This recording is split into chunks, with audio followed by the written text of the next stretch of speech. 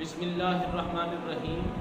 اللہ کے پیارے نبی پیارے رسول صلی اللہ علیہ وآلہ وسلم نے ارشاد فرمایا کہ روزہ داروں میں سے ایسے روزہ دار بھی ہیں سوائے بھوک اور پیاس کے ان کو کچھ نصیب نہیں ہوتا۔ یعنی ایک صحابی کھڑے ہوئے عرض کی یا رسول اللہ صلی اللہ علیہ وآلہ وسلم کیا انہیں ثواب نہیں ملے گا؟ محمد کریم صلی اللہ علیہ وسلم نے ارشاد فرمایا ثواب کس طرح ملے گا؟ روزے کا مطلب صرف بھوکا اور پیاسا رہنا نہیں ہے، روزہ کا مطلب تو زبان کا بھی روزہ ہوتا ہے۔ زبان سے ایسی گفتگو کرنا کہ دوسروں کی دل آزاری کا سبب بنے، تو اس سے پرہیز کرنا چاہیے۔ زبان سے جھوٹ بھی بولا جا رہا ہے، زبان سے غیبت بھی ہو رہی ہے، زبان سے دوسروں کی دل آزاری بھی ہو رہی ہے۔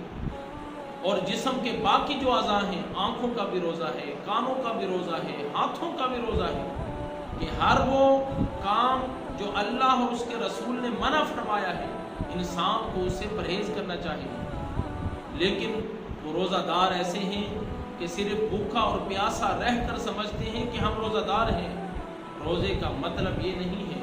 محمد کریم نے فرمایا جسم کے ہر حصے کا روزہ ہوتا ہے۔ مولا ہمیں ایسا روزہ دار بننے کی توفیق عطا فرما۔ وما علینا